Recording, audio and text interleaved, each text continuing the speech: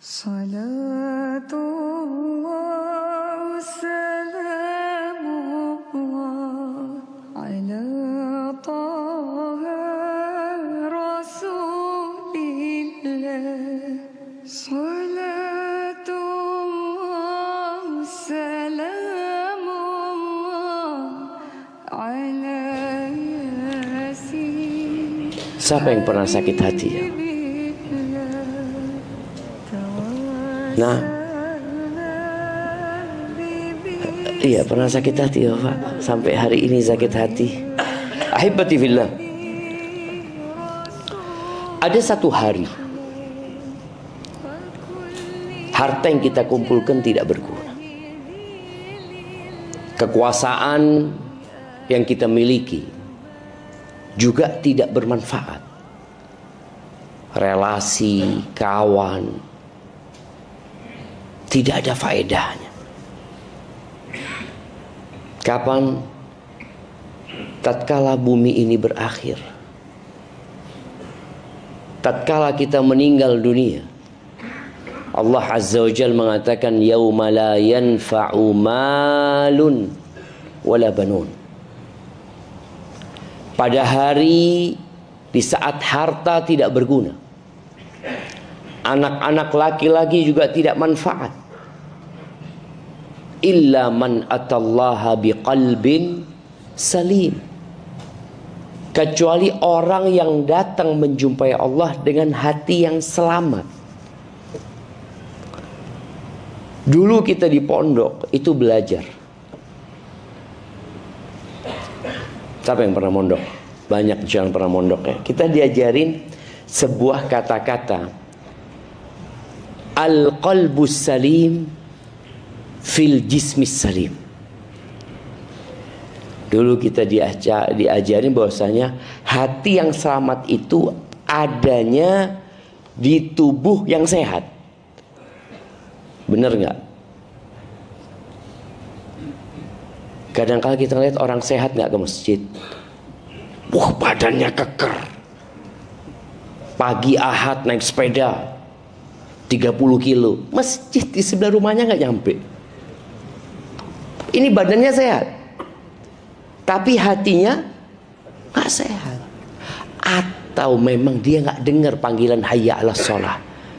Boleh jadi. Jemaah rahimakumullah. Rasul sallallahu alaihi wasallam memberikan penjelasan kepada para sahabatnya tentang fungsi hati. Hati yang kita bicarakan jantung.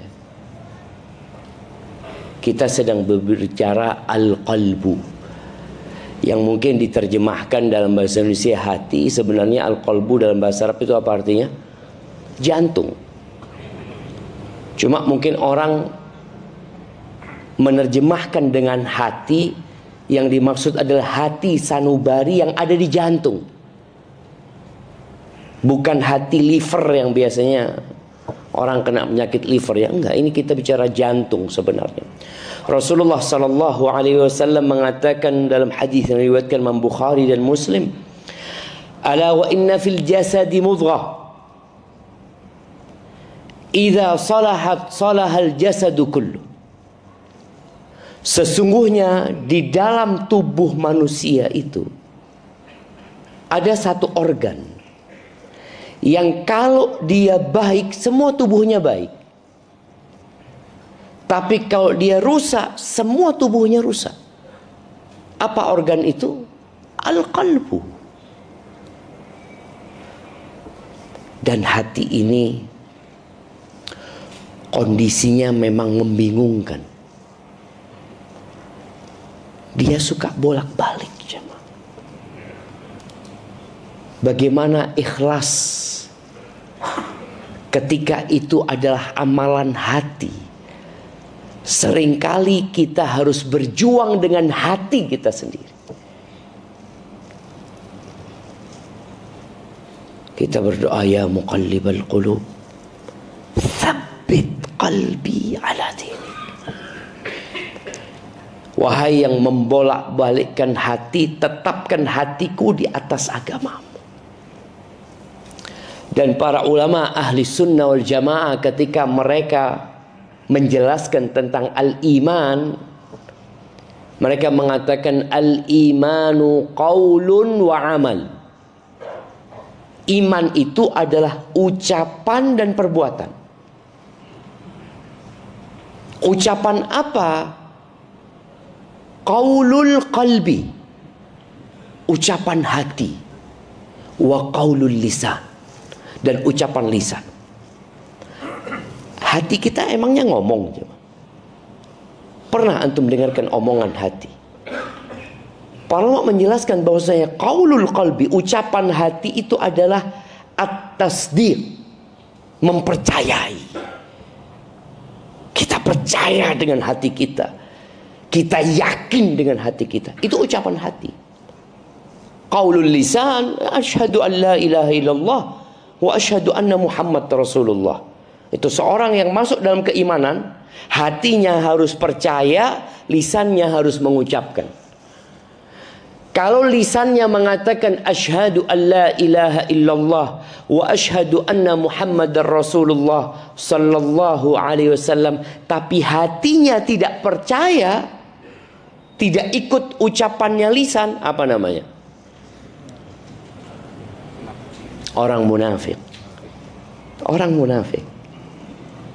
Kenapa? Hatinya sakit nih. Allah Azza wa Jalla menceritakan tentang orang munafik ini, jamaah. Idza ja'akal munafiquna qalu nashhadu innaka la rasulullah wallahu ya'lamu innaka la rasuluh wallahu yashhadu innal munafiqina lakadzibun. Orang munafik itu kalau datang, dia berbaiat dengan Nabi SAW, mengatakan asyhadu annaka rasulullah. Benar, beliau Rasulullah. Tapi orang munafik bohong. Tapi kondisi orang munafik dari fisiknya jangan ditanya. Apa kata Allah Azza wa Jalla? Wa idza ra'aitahum tu'jibuka ajsamuhum wa yaqulu tasma' liqaulihim. Orang munafik itu kalau engkau ngelihat, oh, keren-keren jamaah. Takjub. Sahabat itu takjub dengan penampilan orang munafik. Kalau ngomong membuat orang terkesima. Padahal munafik. Dia pandai memutarbalikkan fakta. Di surat Al-Baqarah ketika Allah menyebutkan tentang sifat orang-orang beriman, sifat orang-orang munafik, sifat orang-orang kafir, ternyata Allah sebutkan sifat orang munafik lebih banyak daripada orang kafir. Kenapa? Orang kafir jelas.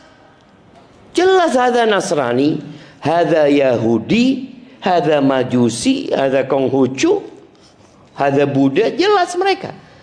Tapi munafik ini sholat di masjid ini. Ada nggak orang munafik di sini?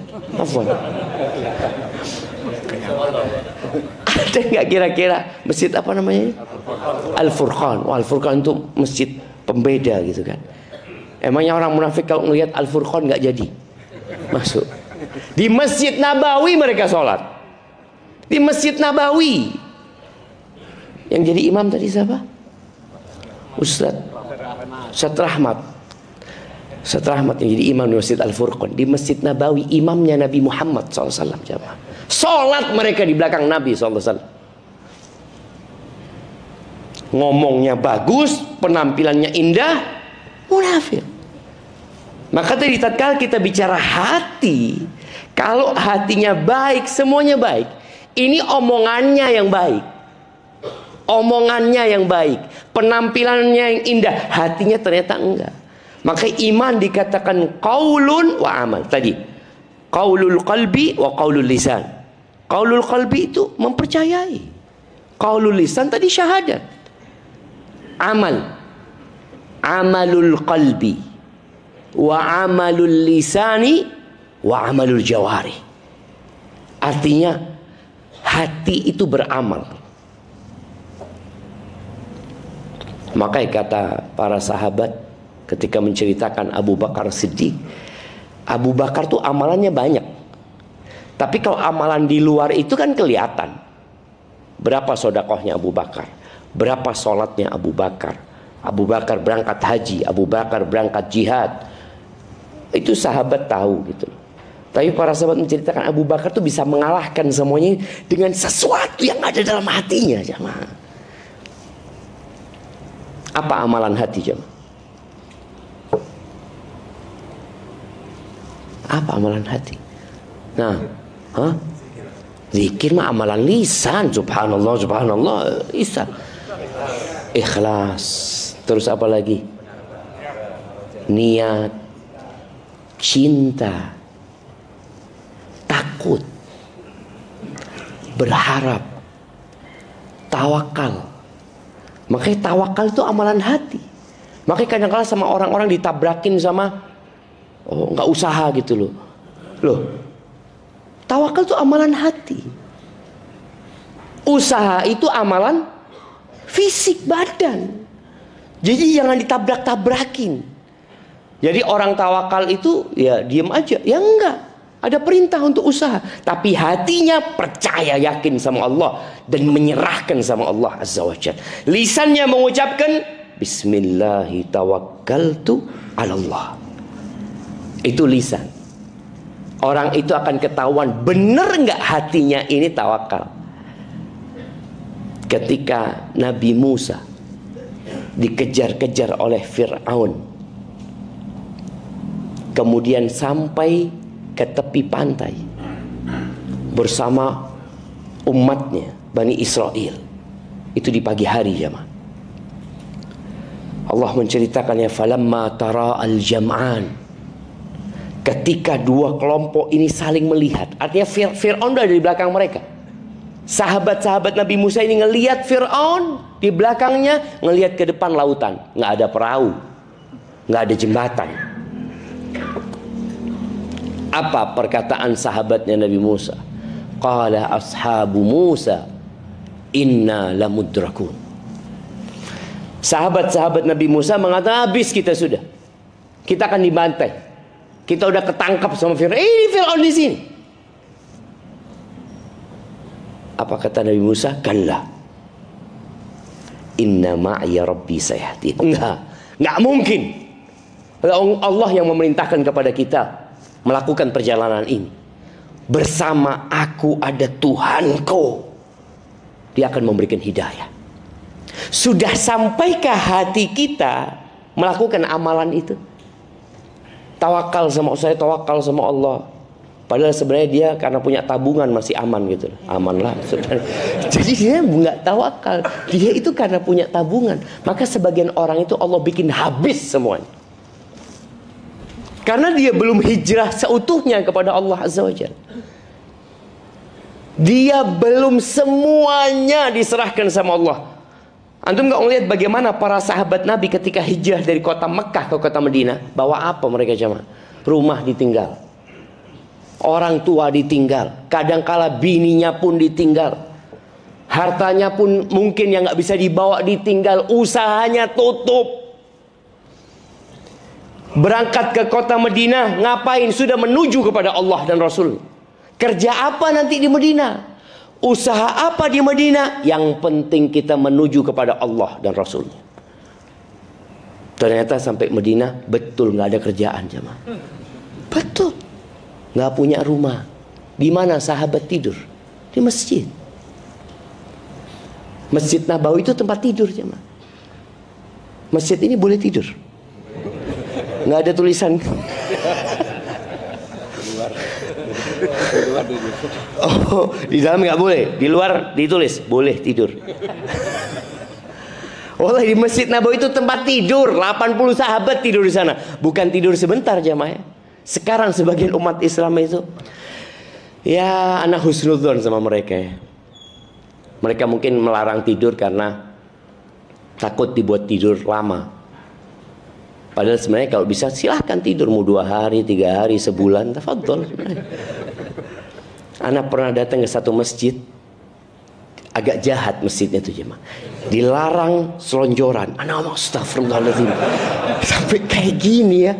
Ini orang itu kan dalam perjalanan capek, lelah, kepingin lah. Ini kan.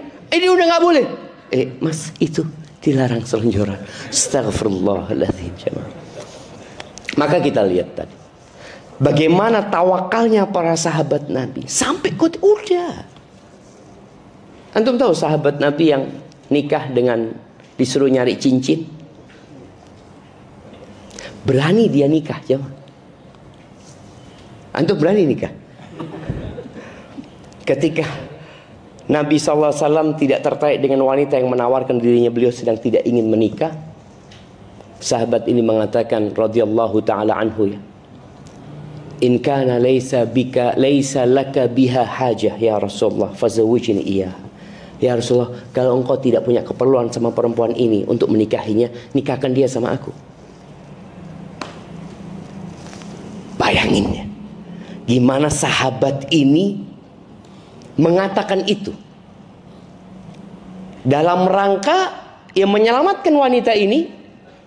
Dan kondisinya jadi nyaman gitu loh. Karena perempuan ini datang menawarkan dirinya kepada Nabi SAW untuk dinikahi. Apa kata Nabi SAW? Engkau punya apa? Kata dia. Enggak punya apa-apa.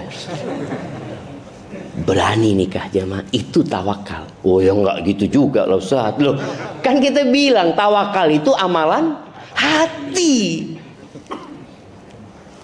Akhirnya Nabi SAW, engkau coba pulang, carilah. Ada usaha. Hatinya tetap bergantung sama Allah SWT. Dia disuruh usaha, ya usaha. Dia sampai ke rumahnya, dia cari ini itu. Nggak ada ya Rasulullah. Iltamis walau khataman min hadid. Coba engkau cari lagi, walaupun cincin besi itu jadi maharnya. Ini maharnya aja nggak punya jemaah. Akhirnya dia ngomong, nggak ada ya Rasulullah. Dia masih berusaha. Gimana kalau sarungku ini ya Rasulullah? Bayangin. Ini kalau kita lihat hati orang yang beriman itu jemaah. Gimana kalau sarungku ya Rasulullah? Apa kata sahabat yang meriwayatkan hadis ini? Wallahi laisa ala atiqihi syai'. Demi Allah, di pundaknya orang ini nggak ada pakaian. Dia cuma punya sarung. Nggak ada pakaian atasnya, itu nggak ada. Apa kata Nabi SAW? Kalau engkau kasihkan mahar buat istrimu, engkau pakai apa? Tapi dia memang sudah. Dia akhirnya diam. Diam dia. Karena dia tahu sudah nggak ada. Lalu Nabi SAW bertanya, hal ma'aka syai' minal Qur'an? Engkau punya hafalan Quran? Punya ya Rasulullah. Dia sebutkan surat ini, surat ini, surat ini. Ya sudah, aku nikahkan engkau dengan dia, dengan mahar Quran yang kau miliki, untuk diajarkan kepada istrinya. Gimana suami istri ini pulang ke rumahnya suami gak punya apa-apa jemaah? Ya apa ya ini suamiku, sarung aja cuma bawahan, atasan gak ada. Tapi itu perempuan juga tawakal sama Allah. Ini Nabi yang nikahkan. Sudah pulang. Rizki kalau masih punya umur, berarti masih ada rizkinya. Ingat, rizki dan umur itu jalan bersama jemaah. Rizki dan ajal ya. Makanya orang itu kalau rizkinya habis mati, walaupun masih punya rumah, walaupun di rekeningnya dia ada banyak duitnya dia. Kenapa? Ajalnya udah habis. Berarti rizkinya udah selesai. Maka seringkali kita melihat ada orang-orang sebelum yang sakit parah, subhanallah ya. Kemudian tahu-tahu dia sebelum meninggal itu sehat ya, dia minta ini, minta itu, macam-macam sama anaknya, dikasih, bahagia anaknya. Ternyata habis dikasih mati ya. Iya, dia hendak menghabiskan rizkinya. Sudah selesai rizkinya, mati. Maka tadi kita bicara amalan hati itu terkadang, bukan terkadang, seharusnya lebih besar daripada amalan raga. Cinta kita, rasa takut kita kepada Allah ya, tawakal kita, niat tadi. Amalan lisan apa? Zikir. Siapa yang nggak bisa berzikir? Subhanallah, subhanallah, subhanallah, subhanallah. Apalagi orang kalau zikirnya pakai tasbih. Boleh zikir pakai tasbih. Menurut pendapat yang benar atau yang lebih kuat, boleh zikir pakai tasbih. Tapi nggak usah dibawa keluar rumah lah. Antum di rumah mungkin mau zikir banyak. Enggak zikir banyak. Pakai tasbih. Anak zikirnya Ustaz, ya mungkin anak biasanya salawat kepada Nabi alaihissalatu sampai pagi hari itu 1000 kali Ustaz umpamanya. Ya udah, mungkin dia mau ngitung di rumahnya. Takut orang kalau nggak ngitung zikirnya, dia kadang-kadang merasa sudah banyak. Allahumma sholli ala Muhammad wa ala ali Muhammad. Kayaknya udah 200 mana tuh? Belum ngitung. Tapi lebih utama berzikir dengan tangan kita. Nah, zikir itu amalan lisan. Jadi lisan kita beramal, walaupun kadang-kadang nggak nyambung sama hati. Kan ada orang yang zikir nggak nyambung sama hati. Antum habis sholat, apakah langsung connect sama hati antum ketika membaca subhanallah? Kadang-kadang enggak. Subhanallah, subhanallah, subhanallah, subhanallah. Baru mau 33, subhanallah, subhanallah. Baru mulai connect sama hati. Hatinya mulai merasakan kecintaan kepada Allah, pengagungan kepada Allah. Nah, itu yang akan dapat pahala lebih besar lagi nanti. Tapi orang ketika berzikir insya Allah tetap akan dapat pahala. Seperti baca Quran, itu amalan lisan. Maka berapa banyak orang baca Quran? Apa artinya? Wallahu a'lam, tidak tahu anak. Tapi suruh baca, anak baca. Itu amalan lisan baca Al-Quran. Tapi ketika tadabbur Quran, itu amalan hati. Dia mulai mentadabbur Al-Quran. Dan Allah perintahkan, kitabun anzalnahu ilaika mubarakun liyadabbaru ayatihi. Agar ditadabburi ayatnya. Itu kitab diturunkan, dibaca dengan lisannya, dipandang dengan matanya, ditadabburi dengan hatinya. Tapi kemudian iman itu adalah amalan fisik kita. Jamaah rahimakumullah, kalau bicara hati, Abu Hurairah radhiyallahu taala anhu mengatakan al-qalbu malik. Hati itu raja. Wal a'dha'u junuduhu. Raga kita semua ini adalah tentaranya raja. Fa idza tabal malik tabat junuduhu. Kalau rajanya baik, insya Allah tentara-tentaranya baik. Raja kalau minum, kira-kira tentaranya minum enggak? Ikut minum. Rajanya korupsi, kira-kira tentaranya ya ikut korupsi. Rajanya telat sholat subuh, tentaranya sholat duha. Sholat subuhnya sholat duha. Oh, rajanya telat sholat subuhnya seperti itu. Artinya Abu Hurairah menggambarkan hati ini yang mengontrol semua fisik kita. Jadi kalau ada orang ini kadang-kala emak-emak ya menghadapi suami yang mungkin ya suaminya suka main game, dengar adzan masih main game. Istrinya mengatakan, "Bang, sudah adzan." "Iya, emangnya aku tuli." "Dengar aku lah." Kita lihat jamaah, dia dengar, tapi telinganya yang dengar, hatinya nggak dengar. Berapa banyak orang yang mendengar dengan telinganya, tapi hatinya nggak dengar. Bagaimana memberikan nasihat kepada suami yang seperti itu? Loh, suamimu ini sedang sakit hatinya, maka yang diobatin hatinya gitu. Jadi bukan ditarik-tarik atau diteriakin, enggak. Bagaimana ngobatin hati? Ini nanti kita akan bicarakan bagaimana cara mengobatin hati. Tapi Abu Hurairah ketika menggambarkan bahwasanya hati itu raja dan raga itu adalah tentaranya. Kalau rajanya baik, maka semuanya akan jadi baik. Wa idza khabusal qalbu. Kalau hatinya busuk, khabusat junuduh. Maka raganya, tentaranya semua akan jadi buruk. Jamaah rahimakumullah, penyakit hati ini ada dua. Ada penyakit yang rasa sakitnya langsung dirasakan. Langsung dirasakan. Makanya ada orang ngomong, "Ya Allah, sakit hati anak." Dia langsung merasakan.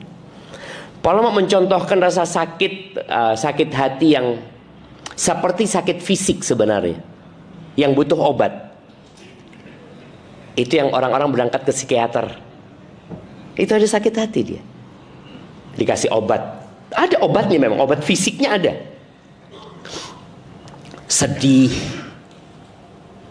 kecewa, itu sakit hati. Kemudian cemas, ada kekhawatiran yang berlebihan, itu sakit hati yang kadang-kala obatnya kemana? Ya ke dokter. Ada obatnya itu. Tapi juga bisa ke ustadz. Karena rasa sakitnya orang ini langsung merasakan, ya Allah saya nggak bisa tidur, kata dia. Kenapa? Nggak tahu, kalau saya mau memejamkan mata itu takut gitu ya, khawatir, was-was, dia ya Allah nggak enak. Ini penyakit bisa diobatin dengan dokter, tapi sejatinya ada obatnya dalam agama kita juga. Mengobati kecemasan, mengobati ketakutan, depresi, stres, itu sakit langsung dirasakan oleh fisiknya. Ditambah kurus badannya, makan jadi nggak enak, ada berasa. Tapi ada penyakit hati yang kedua ini, yang orang itu nggak merasa kalau dia sakit. Bahkan tadi kayak orang munafik, sehat, nggak merasa sakit. Kalau dikasih tahu antum sakit, naudzubillah, jangan suudzon sama anak. Allah mengatakan tentang orang munafik apa? Fi qulubihim marad. Di hati mereka ada penyakit. Fazadahumullahu marada. Allah tambahkan penyakit itu tapi nggak kerasa. Makanya ada orang tersesat itu sakit hatinya sebenarnya, tapi enggak sih. Alhamdulillah anak nggak minum obat apa-apa, anak tidur enak, makan enak. Nah ini penyakit yang bahaya sebenarnya. Karena kalau penyakit yang dirasakan rasa sakitnya, insya Allah dia akan berobat. Makanya di antara doa yang diajarkan Nabi SAW itu tentang penyakit hati yang dirasakan itu, Allahumma inni a'udzubika minal hammi wal hazn. Ya Allah, aku berlindung kepadamu dari kecemasan dengan yang akan datang dan kesedihan dengan masa lalu. Karena orang kalau kena dua penyakit ini, apa yang akan terjadi? Dia nggak produktif. Apabila dia seorang istri, dia biasanya tidak akan menjalankan tugas-tugasnya terhadap suami, anak-anaknya, karena dia sedang, aku sedih gitu loh. Iya engkau sedih, tapi ada anak-anakmu ini. Karena ada orang yang ditinggal mati oleh suaminya. Kalau tinggal mati suami kadang-kala seneng dia, nggak sakit hati, alhamdulillah ya Allah. Ada suami-suami yang memang ditunggu mati sama istrinya. Antum kan nggak merasa. Ada perempuan-perempuan yang curhat sama anak-anak, kepingin dia mati, ngomongnya poligami, Allah, anak doakan mati dia sebelum poligami. Dan ada loh seorang wanita yang ngatakan sama anak, Ustaz, anak hampir dipoligami Ustaz, sama suami anak terus doa minta sama Allah, alhamdulillah mati dia Ustaz. Dicabut doanya sama Allah, nggak sempat poligami gitu. Iya tadi ada orang yang sakit hati sehingga dia nggak produktif. Kalau dia sedih kemudian dia baca Quran, ya, dia dapat obatnya tuh. Dia cemas kemudian dia banyak berzikir, karena dengan berzikir hati akan menjadi tenang sebenarnya. Dia akan merasakan kebahagiaan. Tapi tadi ada penyakit yang orang itu nggak berasa kalau dia sakit. Nggak ada sesuatu beban dalam hidup dia. Dia nyaman aja. Seperti orang-orang kafir. Mereka dengan kekufurannya nyaman. Bahkan mereka membela kekufuran mereka. Bagaimana cerita Nabi Ibrahim dilemparkan ke api sama kaumnya, selamat dari api neraka keluar. Kaumnya ada yang beriman? Nggak ada. Cuma Nabi Lut alaihi salam. Bagaimana Nabi Nuh alaihi salatu wassalam 950 tahun berdakwah. Tapi karena kaumnya merasa tidak sakit, maka mereka merasa nggak perlu sama Nabi Nuh. Tapi kalau sedih, cemas, orang kadang perlu dibawa ke psikiater. Ini gimana orang ini jadi seperti yang dulu. Tapi ada penyakit yang tidak dirasakan atau tidak menimbulkan rasa sakit di hati. Seperti apa jamaah? Seperti kebodohan, seperti kemunafikan, seperti keraguan dengan agama. Dan penyebab penyakit hati ini banyak. Yang pertama adalah kebodohan, al-jahl. Makanya zaman sebelum Islam itu disebut zaman apa? Jahiliyah. Karena orang kalau sudah ditimpa kebodohan ini, maka semua penyakit hati itu akan mudah masuk kepada dia. Dia dengar orang ngomong seperti ini, percaya. Ingat PKI. Bagaimana? Kenapa kita bicara PKI? Kenapa jemaah? Karena ini bulannya PKI. Iya betul. Iya kan? Ya tinggal 8 hari lagi. Bagaimana orang-orang itu Muslim loh jemaah. Mereka kalau bicara secara agama, sebagian mereka Muslim. Tapi bagaimana mereka membela pemikiran komunis pada waktu itu? Karena dianggap sama mereka inilah yang bisa membuat rakyat merasakan kesejahteraan. Lupa bahwa Allah sudah turunkan Al-Quran. Tidak perlu kita pemikiran-pemikiran Karl Marx atau pemikiran siapa. Allah sudah turunkan Al-Quran dan Allah utus Nabi Muhammad SAW. Engkau mau cari petunjuk di mana? Maka orang kalau sudah bodoh, dia akan membenci kebenaran. Sebagian kita mungkin ketika belum hijrah, dia benci dengan ustadz-ustadz yang menyampaikan sunnah. Mungkin 2 pekan yang lalu, ada satu orang datang ke rumah, dibawa sama sahib anak. Dia dari Surabaya, naik bis dia ke rumah, cuma mau minta maaf sama anak. Dia mengatakan, Ustadz, anak dulu suka ngomongin Ustadz. Anak suka jelek-jelekin Ustadz, kata dia. Pokoknya Ustadz, ya batalin, bubarin kajiannya Ustadz, ini itu, kata dia. Sampai suatu hari Ustadz, anak pegang handphone. Tahu-tahu lewat di IG atau di YouTube dia katakan kajiannya Ustadz tentang bagaimana sikap terhadap pemimpin. Anak awalnya nggak mau ngeliat, tapi anak mau lihat. Sana mau lihat nih, apa katanya Wahabi ini. Dia ngomong gitu. Dia dengerin, dia loh. Dia anak pikir Ustadz itu akan mengkafir-kafirkan, mentogut-togutkan. Kok nggak ada ya? Jadi mulai anak malam hari itu Ustadz, anak buka semua video Ustadz yang bisa anak buka. Anak dengerin. Besok pagi ketemu sama sahib-sahib dia. Dia ngomong, ternyata Ustadz Syafiq itu nggak seperti yang kita sangka. Oh, engkau nonton dia kayaknya.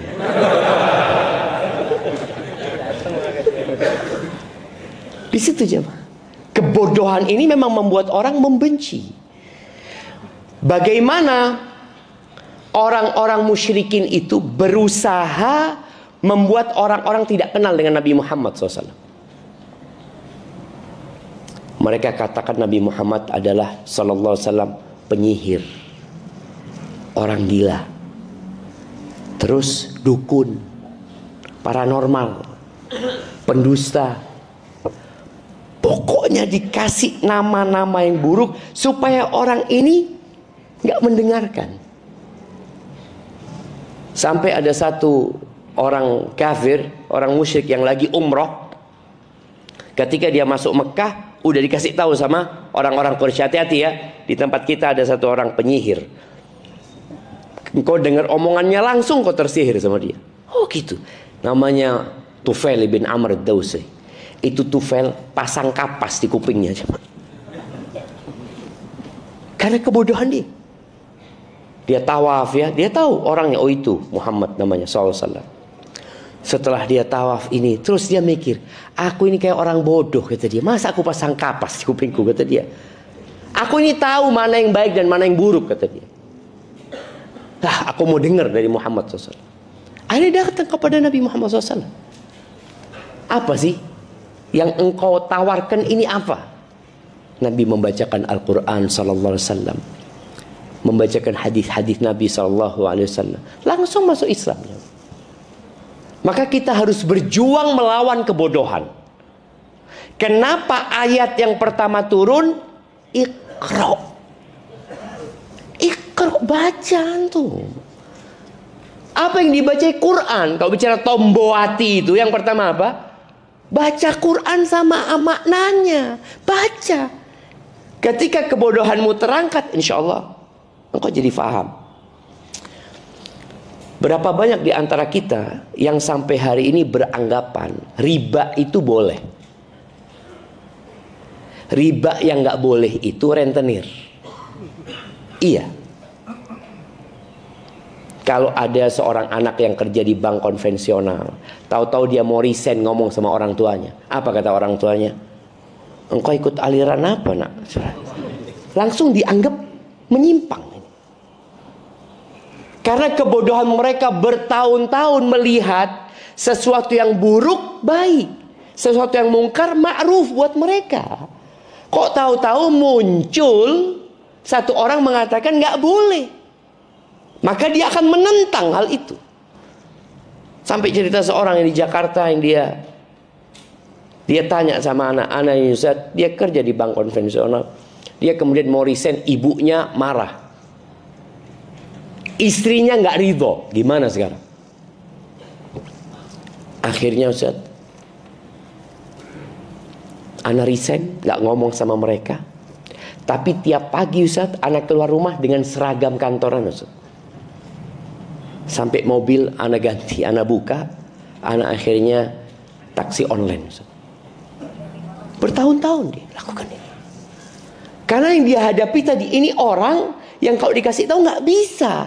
Dia punya penyakit tapi dia nggak sadar. Makanya nanti penghuni neraka itu apa kata mereka? Lau kunna nasma au naqil, kalau dulu ketika kita hidup di dunia kami mau dengar. Kami mau dengar aja. Kemudian kami mau mikir. Yang disampaikan ini ada landasannya atau tidak? Kalau mau itu, makunna fi ashabis sa'id. Kita nggak akan jadi penghuni neraka. Cuma tadi mereka nggak mau. Kemudian yang menjadi penyebab penyakit hati ini syahwat. Orang yang sekarang kita lihat banyaknya perselingkuhan di negeri kita. Jadi fenomena perselingkuhan ini fenomena gunung es jemaah. Yang muncul di luar itu dikit. Ketika Anda membaca pekerjaan yang rawan dengan perselingkuhan, ada 10 pekerjaan di situ jemaah. Yang pertama apa kira-kira menurut antum? Nah, nanti dilihat di Google kan. Kalau nggak salah, aku udah lupa ya.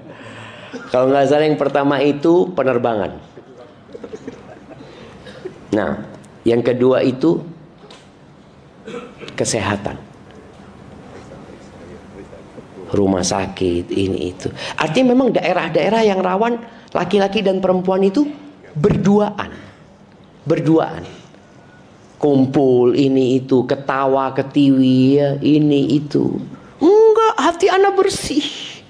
Gak ada perasaan apa-apa. Anak cinta sama istri anak. Masya Allah. Terus engkau kayak gitu, ya udah lingkungannya kayak gini. Betul jemaah. Orang sakit tapi nggak merasa. Karena memang nggak ada rasa sakitnya. Yang ada kesenangan malah di hatinya.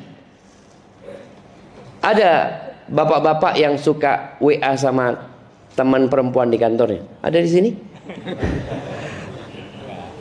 Ada. Kadang-kadang istrinya tahu. Kata suaminya, ya Allah, teman kantor, nggak ada apa-apa. Cuma tanya gimana kabarmu ini itu. Ya kita kan sebagai sesama manusia harus memberikan perhatian lah. Apalagi dia janda, kesian. Ini jamaah. Ini orang sakit hatinya, tapi nggak merasa sakit dia. Makanya sulit kasih taunya. Kalau orang sakit hati kasih obat penenang. Ini abang anak kasih obat penenang. Insya Allah abang minum ini nggak bangun lagi bang. Subhanallah. Iya itu syahwat itu. Kemudian syahwat itu bukan hanya syahwat kepada wanita, syahwat kepada kekuasaan, syahwat kepada harta.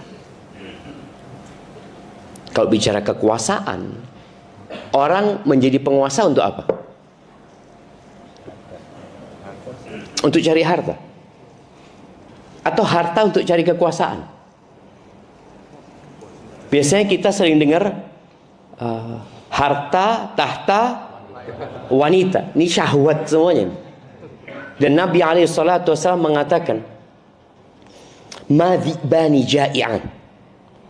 Tidaklah dua serigala yang lapar yang dilepas di kandang domba. Gimana serigala lapar dilepas di dalam kandang domba, yang dombanya nggak bisa lari kemana-mana. Lebih merusak daripada hirsul mar'i, daripada ambisi seseorang kepada jabatan dan kepada harta dalam merusak agama seseorang. Jadi rusaknya agama itu lebih parah kalau sudah ada ambisi harta dan kekuasaan, daripada rusaknya tuh domba-domba yang dikirimin 2 ekor serigala yang kelaparan itu. Bayangin kalau serigala kelaparan ya, dia ngeliat domba, Masya Allah, dia makan ini dikit, lihat itu lari, dia gigit yang ini, lihat, wah Masya Allah. Padahal dia sebenarnya 1 ekor aja nggak habis mungkin jemaah. Tapi karena dia ambisi, dia udah gigit ini udah mati nih. Dia ngeliat, oh ada lagi nih Masya Allah. Makanya orang kalau sudah ambisi kepada harta dan jabatan, seperti minum air laut. Dia udah punya duit ini, udah cukup duitmu. Buat 7 turunan gak habis. Tambah 7 tanjakan juga gak habis. Tapi karena ambisi, dia terus rusak agama dia. Rusak agamanya jemaah. Nah ini salah satu penyebab penyakit hati, syahwat. Iya, Allah kasih kita syahwat. Karena kehidupan ini nggak akan bisa berlangsung tanpa syahwat. Tapi syahwat itu harus dikekang. Makanya bicara syahwat kepada harta boleh, tapi yang halal. Kan ada, nggak boleh ngambil haknya orang lain ya. Silahkan. Kemudian syahwat kepada wanita boleh apa enggak? Boleh, asalkan dengan menikah. Nggak ada alasan loh.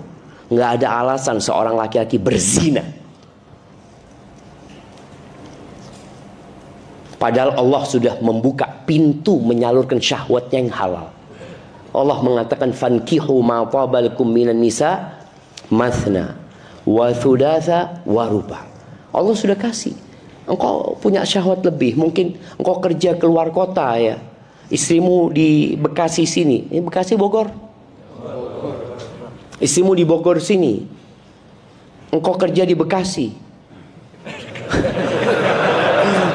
Berapa jauh tuh jauh?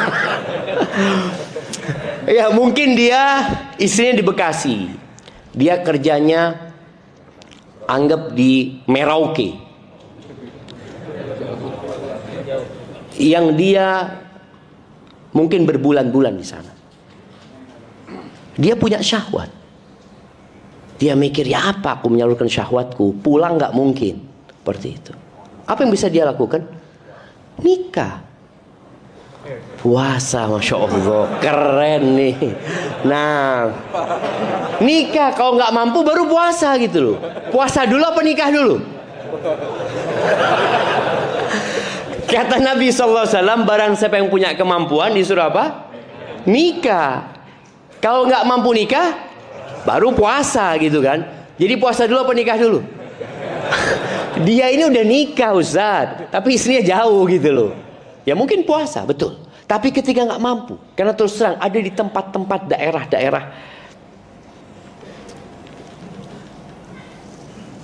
apa ya?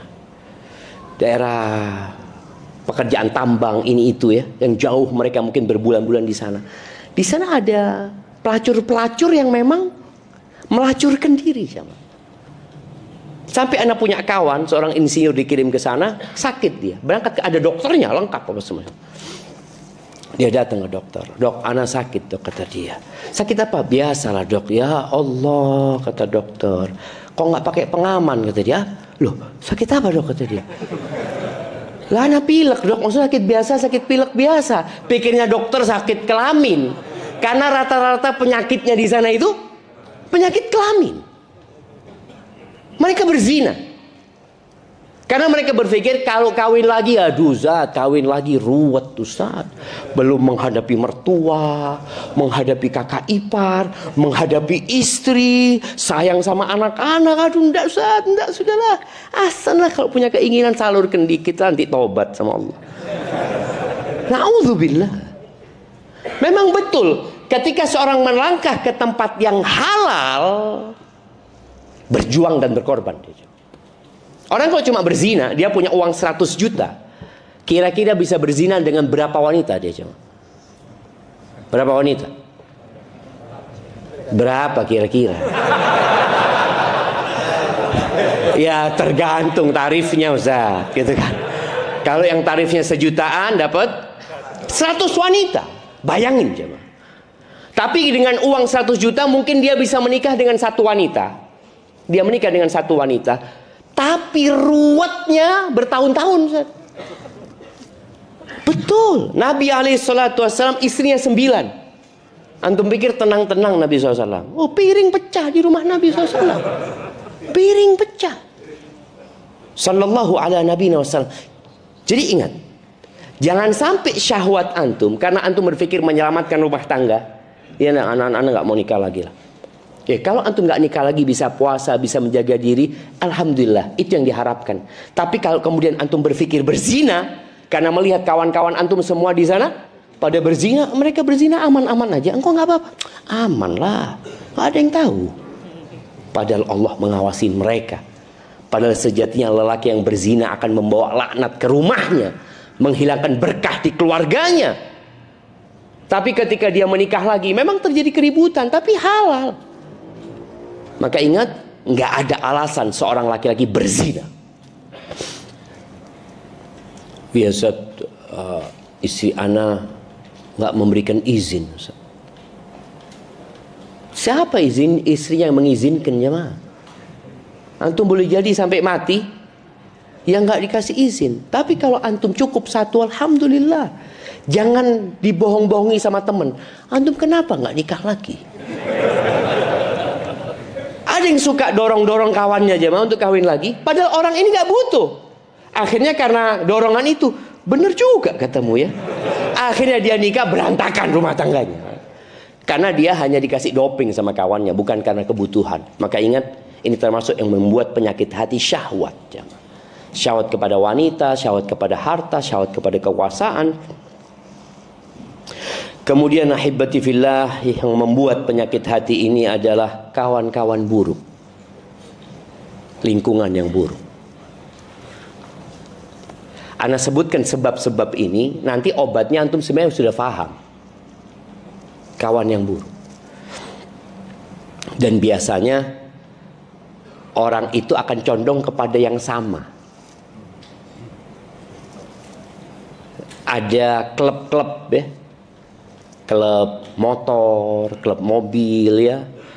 Anak pikir dulu klub-klub itu untuk mobil-mobil mewah jamaah, untuk motor-motor mewah. Ternyata enggak.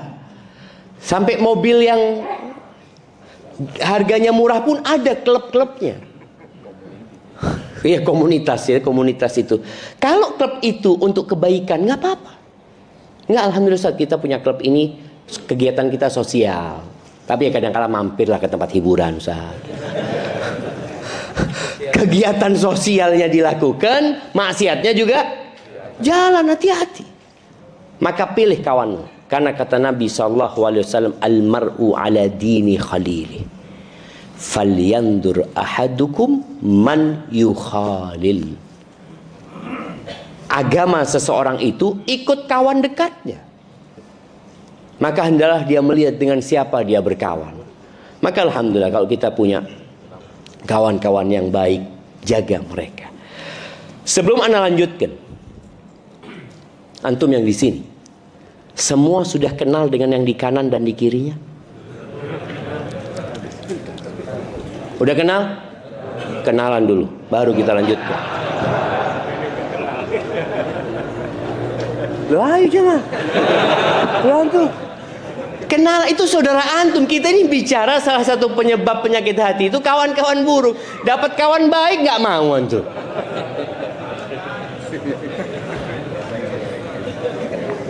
Bentar lagi anak akan tes, anak akan tanya, anak akan tunjuk, anak akan tanya, dia kenal nggak dengan yang kanan? Tanya siapa namanya, dari mana, apa pekerjaannya.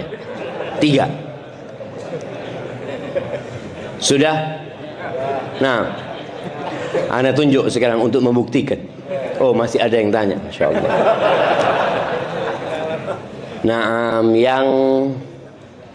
Nah, yang pakai kacamata, antum.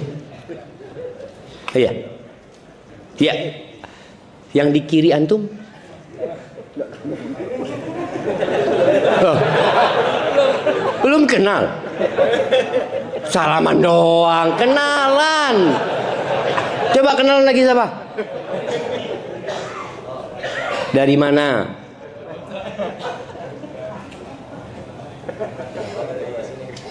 Dari sini. Dari sini mana? Tapi kerjaannya apa udah tahu?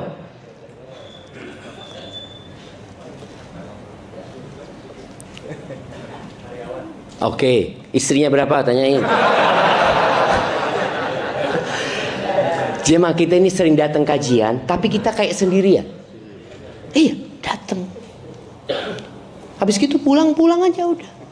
Padahal disinilah kita berusaha mencari kawan baik yang menjaga hati kita. Boleh jadi tukar nomor handphone ya. Suatu saat nanti ketika ada kajian dilihat, engkau kok nggak datang kajian? Lama aku nggak ngeliat sama kamu. Inilah yang dibutuhkan kawan-kawan baik jamaah, yang mengingatkan kepada kebaikan. Kita tuh kalau sama kawan pemain bola, sama-sama suka bola, Masya Allah jamaah. Antum lihat bagaimana solidnya pendukung bola itu. Kalau Jakarta apa namanya? Jackmania gitu kan. Itu solid banget mereka jemaah. Seperti itu. Mereka berangkat kemana, nonton ini itu, naik mobil, susah mereka siap. Ada juga termasuk yang anak takjub ya, dengan kesolidan klub Vespa. Iya, Vespa butut itu, ada temennya mati, berhenti semuanya jemaah. Bagaimana? Loh, kenapa kalau ada temennya yang hatinya sakit, dia nggak lagi datang kajian, siapa yang akan membawa dia?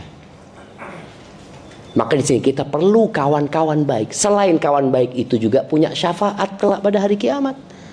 Mungkin dia akan ingat kita ketika dia masuk surga. Kemudian lihat mana fulan yang biasa kajian sama ana di Masjid Al-Furqan. Kok nggak kelihatan? Mungkin dia minta sama Allah supaya antum dikeluarkan dari api neraka. Maka tolong, itu termasuk yang merusak hati. Kawan-kawan yang buruk. Kemudian memperbanyak hal-hal yang mubah. Itu termasuk merusak hati. Seperti apa? Banyak tidur, banyak makan. Kan ada orang yang kerjanya kulineran terus. Ya kuliner sana, kuliner sini, macam-macam dia kemana-mana. Waktunya habis untuk perjalanan saja, jemaah. Ada orang yang makan nasi goreng di Dago di Bandung. Makan nasi goreng, ya apa? Kaki 5 nih, zen. Pulang lagi sudah ke sini. Loh, gitu doang. Iya.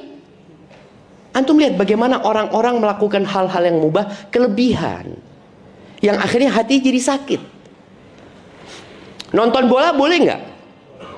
Boleh, tapi kebanyakan nonton bola jadi nggak kajian antum. Kenapa? Kalau kajian, aduh kajian ngantuk Ustaz. Kalau nonton bola semangat. Nah, itu berarti sakit hati antum. Di tempat obatnya hati, antum males. Di tempat penyakit hati, antum semangat. Sehat, banyak ngobrol.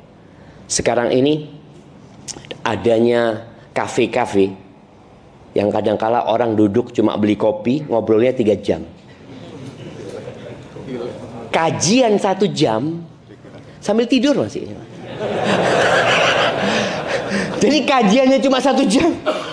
Udah selesai, alhamdulillah. Jadi kadangkala orang itu tadi, hati ini kalau sudah sakit jamaah, dia akan merasakan kenyamanan dengan kemaksiatan, kenyamanan dengan hal-hal yang mubah, tapi hal-hal yang diperintahkan dia jadi nggak nyaman. Maka tolong tadi berusaha untuk mengurangin lah hal-hal yang mubah ini. Handphone ini juga boleh punya handphone, boleh sekali-kali antum matikan handphone dari pagi sampai besok, supaya antum merasakan, ya Allah, tenang ya. Tenang jemaah. Tapi ada orang yang subhanallah nggak bisa lepas dari handphone. Dia beli power bank yang paling besar ya. Ternyata power banknya habis jemaah. Dia beli kabel 7 meter. Pokoknya bagaimana dia terus terkoneksi dengan sesuatu yang sebenarnya nggak ada manfaatnya buat dia. Ada sebagian orang yang nggak berani matikan handphonenya ketika mau tidur. Nggak berani. Takut ada rezeki, Ustaz. Allahu Akbar. Nolak rezeki kan nggak boleh, Ustaz. Berusaha kita jemaah. Boleh pegang handphone. Anak-anak saja harus dibatasi pegang handphone. Oh ya kan anak-anak saya belum ngerti, Ustaz. Kalau kita bapak-bapak alhamdulillah udah paham. Paham apa? Kita kadangkala juga menyusahkan anak dan istri kita. Sampai ada seorang keluarga yang mengatakan kita punya bapak itu al-hadirul ghaib, kata dia. Al-hadirul ghaib. Ada bapaknya ada itu, kata dia. Ngapain? Nggak tahu. Kita lihat bapak kita, diajak ngobrol nggak nyambung. Maka usahakan ketika makan handphone nggak dibawa. Anak ngomong sama istri anak, kalau nyuapin anak, makan sama anak, jangan nonton sesuatu apapun. Kan banyak orang sekarang nonton sambil makan. Anak ngomong enggak. Ini kesempatan ibu menjalin komunikasi dengan anaknya. Sambil makan, cerita, ngobrol, bermain, ini itu. Bukan dikasih tontonan, anaknya nonton, emaknya nonton. Udah bisa kasih makan lagi, nonton lagi emaknya. Jangan. Maka berusaha. Ahibati fillah. Ya, kalau bicara itu sebab-sebab orang yang sakit hati. Tandanya orang yang sakit hati itu dia sudah tidak lagi mengingkari kemungkaran. Bahkan dia nggak nyaman dengan ketaatan. Dia kalau berada di grup, contoh nih ya, ada grup, lalu ada yang kirim urusan agama, mengingatkan sholat subuh umpamanya. Langsung, ini grup bukan urusan agama ya. Ini grup urusan sepak bola. Iya, benar-benar dia itu nggak mau ada agama. Ini tanda orang sakit. Ketika ngobrol masalah agama, dia seperti ikan yang keluar dari air. Benci dengan hukum-hukum agama. Jadi kalau sudah bicara syariat, aduh syariat lagi. Apa obat sakit hati ini? Sebagian ulama menyebutkan ada banyaklah obat sakit hati ya. Ada 5 tombok hati yang mungkin sering kita dengar ya. Itu ucapan salah satu dari ulama. Yang pertama adalah qiraatul Quran bitadabbur. Membaca Al-Quran dengan tadabbur. Maka lihatlah orang-orang yang sakit hati, biasanya dia baca Quran tapi dia nggak mentadabburi, atau dia memang nggak pernah baca Quran. Maka nasihat ana, jangan sampai antum memejamkan mata di malam hari kecuali sudah baca Quran dengan tadabbur, walaupun 1 ayat. Kalau bisa 1 lembar, antum baca 1 lembar, antum baca artinya, antum renungkan, sudah tutup. Insya Allah kalau tiap hari antum baca Al-Quran 1 halaman, bukan 1 lembar ya, 1 halaman, berapa tahun hatam? 2 tahun insya Allah hatam jemaah. 2 tahun hatam. Nanti ketemu lagi. Tapi jangan sampai ada hari berlalu antum nggak baca Quran. Tolong baca Quran sama ditadabburinya. Antum akan rasakan nikmatnya. Sampai Utsman bin Affan mengatakan, "Lau tahurat qulubukum ma syabi'at min kalami rabbikum." Kalau hati kalian bersih, kalian tidak akan pernah puas baca Al-Quran. Sedangkan kita sekarang ini masih terbebani dengan baca Quran. Mau baca 1 juz aja, ya Allah, buka lagi, tinggal berapa halaman ya?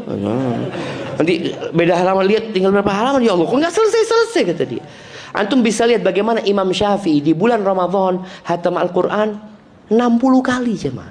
Ana mikir, ya opo ya, gimana mereka bisa seperti itu? Ternyata hati masalahnya. Lu waktunya Ustaz, Allah kasih berkah di waktu ketika orang baca Al-Quran. Utsman bin Affan diriwayatkan bagaimana dia pernah sholat witir 1 rakaat masuk ke Masjidil Haram. Dia mulai dengan baca Al-Baqarah, ruku ketika membaca An-Nas jemaah. Dari habis Isya sampai hampir subuh jemaah. Nabi SAW sampai bengkak kakinya. Bagaimana cerita Hudzaifah bin Yaman ketika dia sholat di samping Nabi SAW. Kemudian Nabi baca Al-Baqarah. Rakaat pertama ini udah Al-Baqarah, pikirnya Hudzaifah, ya mungkin 100 ayat ruku. Ternyata 100 ayat lanjut jemaah. Oh, mungkin sampai selesai Al-Baqarah. Selesai Al-Baqarah masuk ke surat An-Nisa, disebutkan di sana. Sampai katanya Hudzaifah, aku punya niat nggak benar sampai waktu itu. Kepingin niat mufarokoh, dia meninggalkan Nabi SAW. 1 rakaat baca Al-Baqarah, An-Nisa, Ali Imran, 5 juz lebih. 1 rakaat.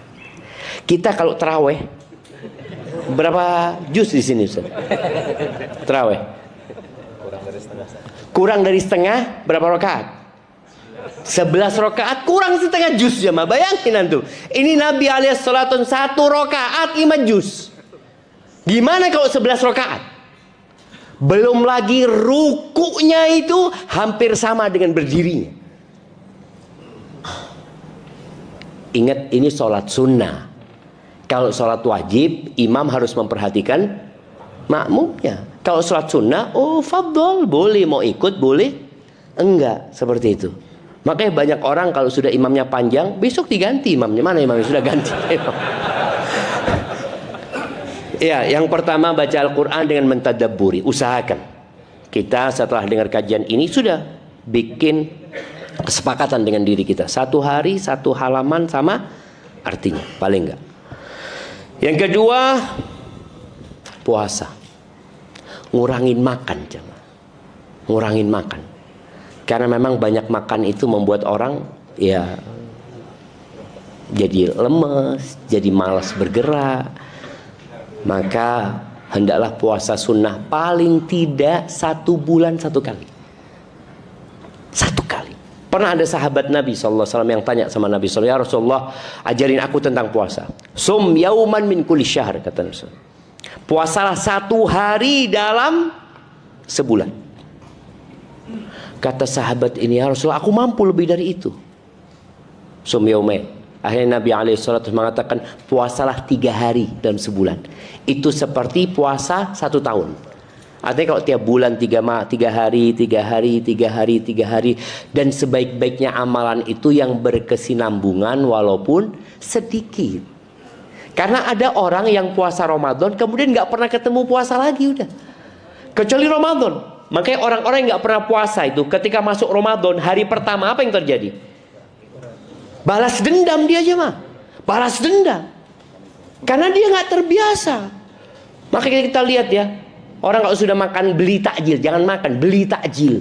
Hari pertama semua dia beli. Dia taruh di meja makan. Allah Akbar, ada kolak ya, ada ini, ya Allah, lihat jam, ya Allah. Kalau bisa dia telepon ke masjid. Gak bisa adanya disegerakan, Pak. Artinya dia nggak terbiasa, biasakan sebulan sehari. Jadi orang yang nggak pernah puasa sunnah usahakan sehari sebulan. Itu termasuk tombol hati, jangan. Nanti kalau sudah setahun alhamdulillah antum istiqomah mungkin bisa ditambah 3 hari. Alhamdulillah bisa istiqomah ditambah Senin, Kemis umpamanya. Semua sesuai dengan kemampuan. Tapi paling enggak kita punya amalan puasa dalam setiap bulan. Taib. Yang ketiga, wa qiyamul lail. Salat malam. Paling sedikitnya witir sebelum tidur. Jadi antum sholat isya berjamaah di masjid, pulang kalau takut umpamanya nggak bangun, udah sholat witir.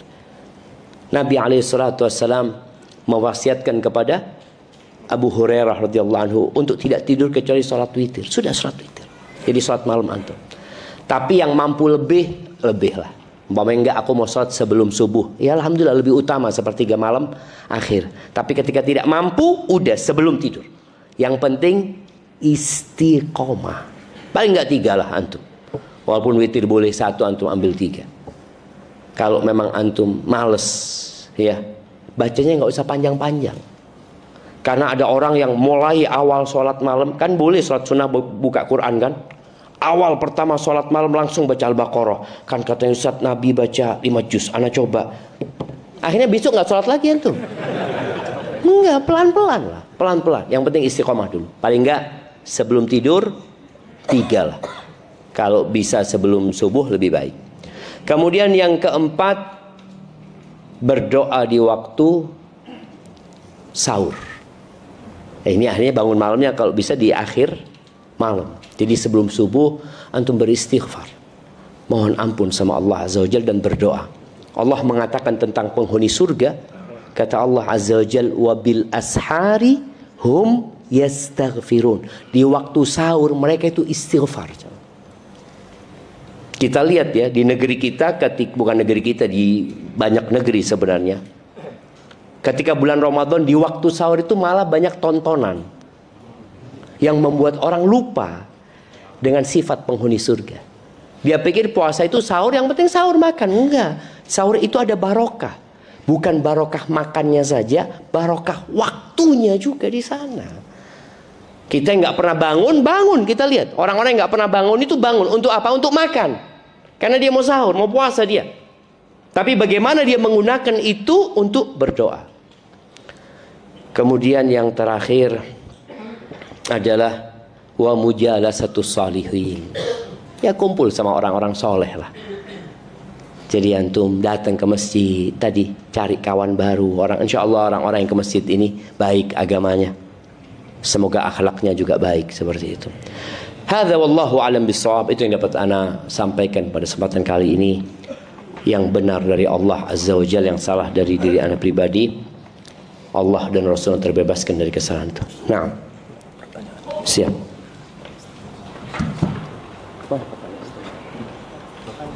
Oh, tanya jawab. Bismillah. Siap.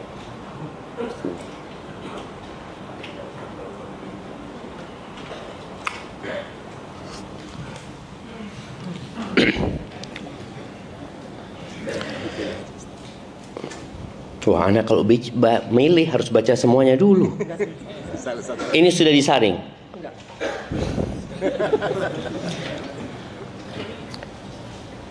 Assalamualaikum warahmatullahi wabarakatuh. Afwan Ustaz, izin bertanya. Saya seorang ibu tunggal dengan 3 anak. Yang dimana 3 tahun ini saya mengalami perjuangan yang begitu berat. Berbagai macam ujian yang saya alami. Tapi Ustaz, sejak full saya berjuang sendiri, ada kalanya saya suka tidak terima dengan kehidupan saya yang sekarang. Apalagi saya kalau lihat teman-teman saya dengan mempunyai keluarga yang enak dilihat, saya merasa sedih Ustaz. Apakah yang saya alami sekarang mungkin dari akibat dosa-dosa di masa lalu saya? Tapi saya selalu berdoa, saya ingin sekali membahagiakan ibu dan anak-anak saya. Yang kebetulan ibu saya yang udah sepuh dan sekarang tinggal dengan saya. Dan Ustaz, apakah saya pantas Ustaz yang pendosa ini berdoa minta sama Allah untuk mendapatkan jodoh yang saya inginkan? Sedangkan bisa dibilang iman dan ketakwaan saya masih di ujung kuku. Dan bagaimana Ustaz menghilangkan rasa sakit di hati dengan ujian yang saya alami? Mungkin saya masih suka ada rasa iri, dengki dengan orang-orang yang saya lihat mereka baik-baik saja kehidupannya. Masya Allah jamaah. Iya. Yang pertama, ana ingin menyampaikan kepada ibu yang bertanya ini, engkau enggak sendirian. Semua orang yang ada di sekitarmu juga memiliki ujian. Cuma ada di antara mereka yang pandai menyembunyikan masalah mereka dengan senyum di bibir mereka. Ada orang-orang yang punya masalah tapi kita melihat kayaknya bahagia dia. Mungkin kalau engkau letakkan telingamu di tembok rumah mereka, engkau akan dengar mereka juga punya masalah. Kenapa? Karena hidup ini adalah masalah. Oleh karena itu ada sebuah athar ya, sebuah cerita tentang Dzulqarnain. Ketika dia mau meninggal dunia, dia itu kirim surat sama ibunya. Dia tulis surat sama ibunya, dia mengatakan kepada ibunya, ini raja Dzulqarnain. Dia kata, "Ummah, engkau undang semua orang-orang sekampung. Engkau bikinkan makanan yang enak sekali. Lalu engkau nanti bacakan suratku kepada mereka." Sudah diundang orang-orang ini, dikasih makan yang enak, tapi kan belum dipersilahkan sama tuan rumahnya. Lalu sang ibu mengatakan, "Aku dapat surat dari anakku, aku mau bacakan kepada kalian." Ternyata Dzulqarnain mengatakan, yang boleh makan hanya yang tidak punya masalah. Satu kampung nggak ada yang makan. Sahih, kita semua punya masalah gitu loh. Dan Allah sudah menakar kemampuan kita menghadapi masalah itu. Makanya kenapa bunuh diri tidak dibenarkan? Merasa aku nggak mampu menghadapi ini, engkau mampu, tapi engkau nggak mau. Beda ya antara nggak mampu sama nggak mau. Kalau nggak mampu, nggak mungkin Allah kasih ujian itu. Allah itu Ar-Rahman Ar-Rahim. Dan Allah sudah membuat sebuah pernyataan, la yukallifullahu nafsan illa wus'aha. Allah sudah buat pernyataan itu. Lalu kita mengatakan, aku nggak mampu, engkau mampu. Dan kita ketahui bahwasanya tanda cinta Allah itu bukan kenyamanan dalam kehidupan, bukan keluasan dalam rizki, enggak. Bahkan kata Nabi alaihi salatu wassalam, "Idza ahabballahu 'abdan ibtala." Kalau Allah cinta sama hambanya, Allah kasih bala dia. Maka lihatlah bala ini sebagai tanda cinta Allah. Kemudian tadi harta tidak menjadi ukuran. Lalu jangan memandang kepada yang di atasmu. Jangan pernah membandingkan dirimu sama orang lain. Ini juga para orang tua. Jangan pernah membandingkan anaknya dengan orang lain. Walau dengan anaknya sendiri. Kau lihat tuh kakakmu. Jangan. Kau lihat, Masya Allah tuh anaknya tetangga kayak gini. Jangan. Kenapa? Engkau telah menanamkan kebencian dan kedengkian di diri anak itu. Kalau ingin membandingkan, bandingkan dia dengan dirinya sendiri. Engkau bandingkan dirimu dengan dirimu sendiri. Alhamdulillah aku lebih baik ya Allah. Alhamdulillah aku punya rezeki ya Allah. Alhamdulillah selalu. Anak dikatakan, "Nak, Masya Allah engkau kemarin bisa loh nak. Engkau insya Allah bisa lebih baik nak. Kemarin engkau hafal. Kemarin engkau melakukan ini." Jadi anak itu membandingkan dengan dirinya. Kenapa? Karena sebenarnya tadi ujian orang itu beda-beda.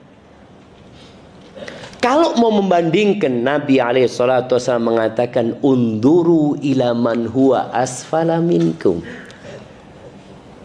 Lihatlah kepada yang di bawah kalian. Wala tanduru ila man huwa fauqakum. Jangan melihat kepada yang di atas kalian. Fahuwa ajdaru an la tazdaru ni'matallah alaikum. Karena ini lebih pantas buat kalian dan akan membuat kalian tidak meremehkan nikmat yang Allah berikan kepada kalian. Nih perempuan yang tadi cerita, kalau dia bandingkan dirinya dengan orang yang buta, dia akan tahu nikmat Allah Azza wa Jalla. Kalau dia bandingkan dengan seorang wanita yang ditinggal sama suaminya, kemudian dia stroke, dia akan tahu. Ternyata ya Allah banyak nikmat Allah sama aku. Engkau punya anak, Alhamdulillah. Ada orang-orang yang gak dikasih anak sampai mati. Dikasih harta, dia keliling ke sana, kemari. Gak dikasih anak. Allah kasih anak sama engkau. Maka jangan pernah membandingkan dirimu sama yang di atasmu. Sekali-kali datang ke tempat-tempat bencana. Datang ke rumah sakit yang terapi stroke. Datang ke sekolah orang-orang buta. Kita akan tahu, ya Allah, nikmatmu banyak ya Allah. Cuma memang manusia ini, kata Allah, wa qalilun min ibadiyas syakur. Sedikit dari hambaku yang pandai bersyukur. Dan ingat, kehidupan dunia ini adalah untuk beramal. Semua kesenangan akan berakhir. Tapi nanti di akhirat, semua kesusahanmu akan dijadikan pahala kalau engkau sabar. Kemudian yang menjadikan orang itu kaya adalah hatinya, bukan hartanya. Makanya kata Nabi SAW, Laisal ghina an kathratil arab. Kaya itu bukan dengan banyaknya harta benda, dengan banyaknya aset. Bukan. Walakinnal ghina ghinan nafs. Kaya yang sebenarnya itu kaya jiwanya. Dia selalu mengatakan, Alhamdulillah. Alhamdulillah ya Allah. Engkau berikan kepada aku yang tidak diberikan kepada orang lain. Kepada yang di bawah dia maksudnya. Dan orang kalau sudah punya kaya jiwa. Kaya jiwa itu qanaah ya. Apa kata Imam Syafi'i? Sebelum ucapan Imam Syafi'i, ucapan Nabi SAW. Nabi mengatakan alaihi salatu wassalam, Irda bima qasamallahu lak, takun aghnan nas. Ridhalah engkau dengan apa yang Allah bagikan untuk dirimu. Jangan lihat ke sana. Untuk dirimu. Takun aghnan nas. Engkau akan jadi orang paling kaya. Maka kata Imam Syafi'i, Idza kunta dha qalbin qanu'in fa anta wa malikud dunya sawa'u. Kalau engkau punya hati yang qanaah, engkau dengan raja yang memiliki dunia ini sama. Bukan sama presiden ya. Enggak, presiden enggak punya apa-apa. Dia cuma punya gaji apa. Ini raja yang semua tanah di negerinya milik dia. Engkau sama dia. Dengan cara apa? Hatinya qanaah. Maka perbanyak istighfar, memohon ampun kepada Allah Azza wa Jalla, dan selalu berbaik sangka sama Allah. Allah itu lebih sayang sama kita daripada orang tua kita. Allah itu lebih sayang sama kita daripada pasangan hidup kita. Ketika Allah memberikan cobaan itu, berbaik sangka sama Allah. Lalu kalau bicara pantaskah orang itu meminta jodoh yang baik? Loh, minta yang terbaik sama Allah. Kalau minta itu jangan setengah-setengah. Sampai kita yang banyak dosa pun kalau minta surga, minta yang paling tinggi. Tapi jangan Allahumma inni as'alukal firdausal a'la, sholat telat-telat. Ya enggak lah. Seorang yang punya target yang besar, maka dia harus berjuang lebih besar lagi. Barakallahu fikum. Oh, ini kok mati jemaah. Oke. Assalamualaikum tim dan ustadz. Bukan buat antum jamaah ya. Padahal seharusnya assalamualaikum aja gitu loh, supaya jamaah juga dapatlah. Waalaikumsalam warahmatullahi wabarakatuh. Mohon izin bertanya. Saya anak perempuan pertama yang memiliki 3 adik. 2 tahun belakangan ini orang tua saya perang dingin, Ustaz.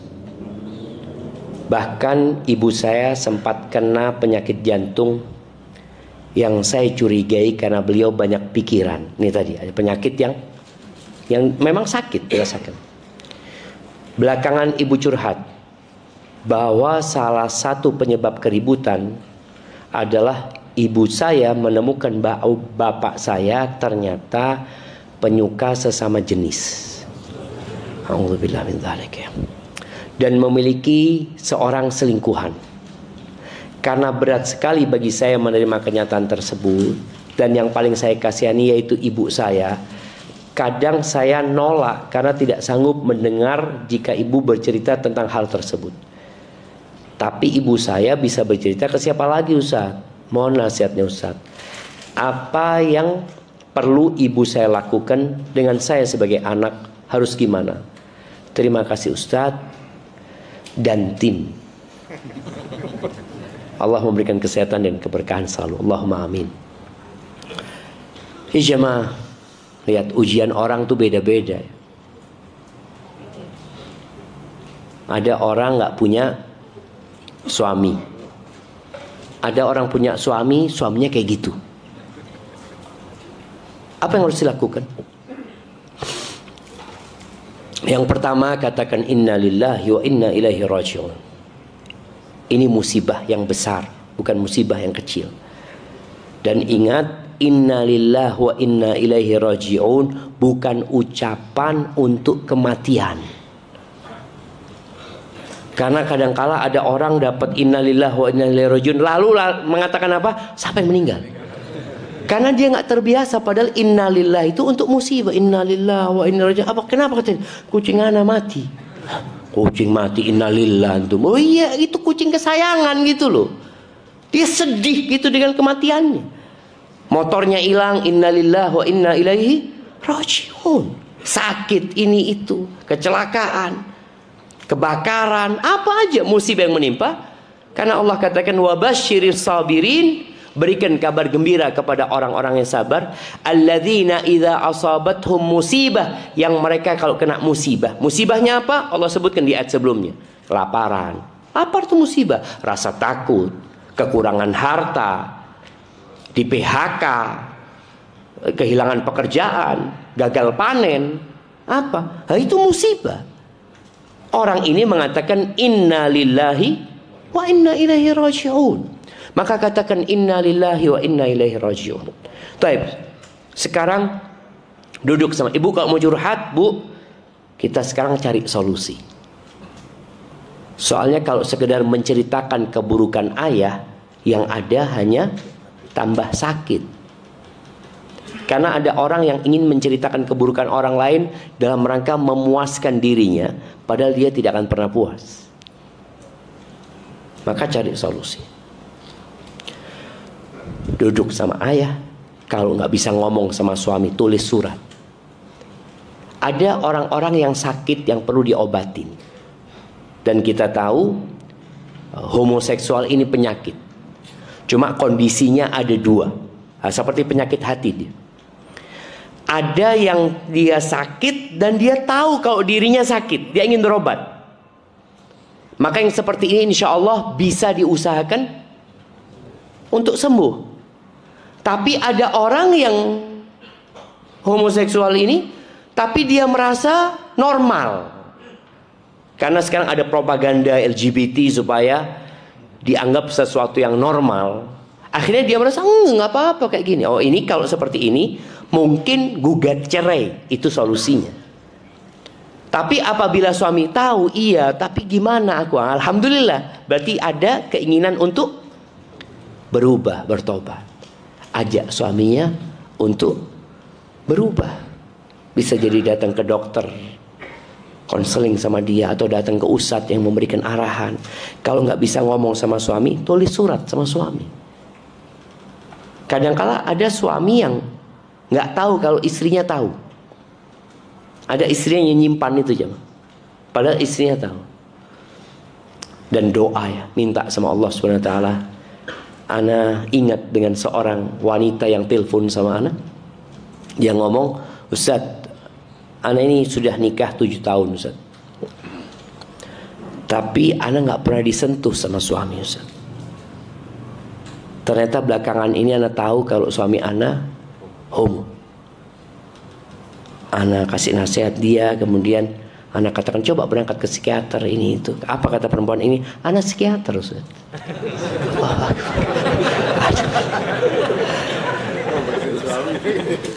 Cuma kadang-kadang ngobatin suami susah. Kenapa? Karena suami merasa pemimpin. Kan susahnya ngasih nasihat pemimpin itu kan, engkau siapa gitu loh. Itu sulit, tapi tetap kita berusaha. Namun ketika tidak mampu tadi, perlu ada mediator. Jadi buat sang anak ini, tadi ketika ibu curhat, ibu kita cari solusi. Solusinya apa sekarang? Solusinya kita tanya sama ayah, ngobrol sama ayah, supaya ayah terus terang. Kalau memang ayah nggak mau terus terang, mungkin bisa pakai pihak ketiga, mediator. Dan ini aib ya, ini aib. Aib yang nggak perlu banyak orang tahu. Cukup ustadz itu aja umpamanya, atau kita tadi mediator itu orang yang bijak, yang bisa ngobrol sama suami, ngasih tahu suami. Jangan akhirnya kemana-mana ngobrol sama kawannya yang tidak akan memberikan solusi, hanya menambah sakit hati. Sambil terus didoakan ya. Barakallahu fikum.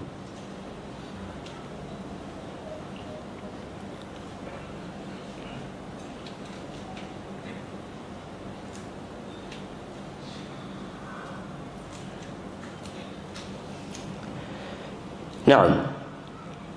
Assalamualaikum warahmatullahi wabarakatuh. Waalaikumsalam warahmatullahi wabarakatuh. Izin bertanya Ustaz, bagaimana kita memahami dengan sepenuhnya tentang makna atau pengertian qalbu yang sebagian ulama mengartikan sebagai organ jantung, dan makna hati yang secara maknawi seperti bagian dari kita yang mempengaruhi sikap, perilaku dan perasaan kita. Sedangkan hati berbolak-balik dan kesehatan hati atau qalbu mempengaruhi jasad kita.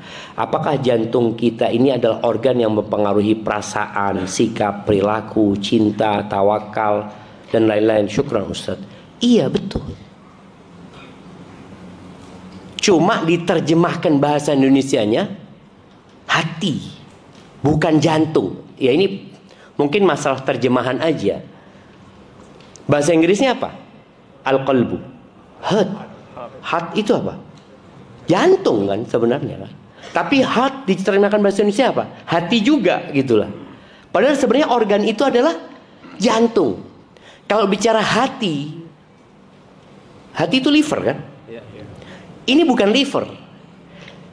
Ya wallahu a'lam dari kata apa ya kok bisa kemudian diterjemahkan jadinya hati. Kemudian kita terbiasa dengan nama hati itu. Jadi jantung inilah yang sebenarnya yang Allah katakan fis sudur, di dalam dada. Kalau liver itu di mana? Di samping kan, bukan di dada sini. Jadi benar memang al-qalbu itu adalah jantung. Dan kita tahu kalau jantungnya baik, organ fisiknya semuanya baik insya Allah. Tapi kalau ada sumbatan di jantungnya udah selesai.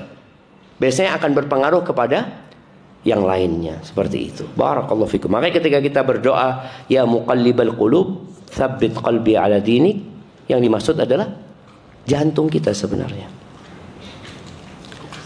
Baik, pertanyaan terakhir jemaah. Bismillah Ustaz. Bagaimana menyikapi birrul walidain yang ditutup haknya atau dihalangi haknya? Qadarullah, orang tua usia sekitar 90 tahun hidup di rumahnya bersama 3 anak perempuannya, yang mereka anak perempuannya sudah berusia juga, dan dari mereka terbiasa berbuat zalim baik harta maupun zalim kehormatan terhadap kami anak-anak laki-laki dan istri dan anak laki-laki dari istri. Tunggu. Dan dari mereka terbiasa berbuat zalim baik harta maupun zalim kehormatan terhadap kami anak-anak laki-laki dan istri dari anak laki-laki. Ya istri masa dari anak perempuan? Nah, yang jelas menjadi hak untuk seorang ibu, bagaimana menyikapi birrul walidain yang ditutup haknya atau dihalangi haknya Ustaz. Barakallahu fikum. Iya, begini jemaah. Sebagian kita itu punya orang tua yang zalim. Mungkin orang tua dulu pilih kasih, yang menyebabkan terjadi kezaliman di anak-anaknya. Tapi ketahuilah kita itu wajib berbakti kepada orang tua, walaupun orang tua kita itu zalim, walaupun orang tua kita itu fasik, walaupun orang tua kita itu kafir, walaupun orang tua kita menyuruh kepada kekufuran. Jadi sudah full orang tua kita sudah fasik, kafir, nyuruh berbuat maksiat lagi. Tetap berbakti atau tidak? Tetap berbakti. Allah katakan wa in jahadaka ala an tusyrika bi ma laysa laka bihi ilmun fala tuti'huma. Kalau kedua orang tuamu memaksamu melakukan kesyirikan, jangan taat. Jangan taat. Tapi tetap berbakti. Wa sahibhuma fid dunya ma'rufa, dampingi keduanya di dunia dengan cara yang baik. Nah, sekarang nih anak nggak bisa berbakti sama bapaknya karena dihalangi oleh perempuan-perempuan itu. Apa yang harus dilakukan? Boleh jadi mereka khawatir engkau mempertanyakan masalah harta waris. Maka sampaikan kepada mereka, udah, antum nggak usah ribut dengan harta waris. Antum katakan kepada kakak-kakak perempuan, udah, aku nggak ngurusin itu. Aku cuma ingin berbakti sama orang tua. Datang sama orang tua, ngobrol sama bapak. Pak, gimana urusan warisan, Pak? Jangan. Antum ini katanya mau berbakti, tapi masih memikirkan urusan warisan. Karena bapaknya masih hidup kan? Jangan. Sudah, antum benar-benar mencari surga. Dan itu pintu surga antum. Tapi kalau ternyata dihalangi dan nggak bisa, ya udah antum berusaha berbakti sama orang tua itu kadang-kadang nggak harus ketemu, tapi mendoakan. Antum kirimkan sesuatu buat orang tua. Antum juga berusaha memperbaiki hubungan dengan kakak-kakak mungkin tadi yang zalim umpamanya. Antum perbaiki hubungan dengan mereka. Karena jamaah menghadapi setan itu nggak bisa dengan kebaikan. Karena setan itu dari asalnya sudah buruk. Maka kita disuruh a'udzubillahi minasyaitonirrajim. Tapi kalau menghadapi manusia yang menjahati kita, apa kata Allah? Idfa billati hiya ahsan. Balaslah keburukan itu dengan yang lebih baik dari kita. Fa idzal ladzi bainaka wa bainahu adawatun ka'annahu waliyyun hamim. Permusuhan yang ada nanti bisa jadi hilang jemaah. Jadi persahabatan yang sangat dekat sekali. Hadza wallahu a'lam bishawab. Alhamdulillah jamaah, utang ana lunas. Ana sudah sampai ke Masjid Al Furqan ini dan ada tetangga ana di Jember yang tinggal di sini. Dia sering datang ke rumah minta, ayo Ustaz, ayo ya Allah, utang ini. Sampai Abah ana ngomong, Syafiq, berangkat. Siap Abah. Taib jazakumullah khair. Subhanakallahumma bihamdika asyhadu an la ilaha illa anta astaghfiruka wa atubu ilaik. Wassalamualaikum warahmatullahi wabarakatuh. Ustaz, terima kasih atas kehadiran di sini. Mudah-mudahan bisa diaplikasikan di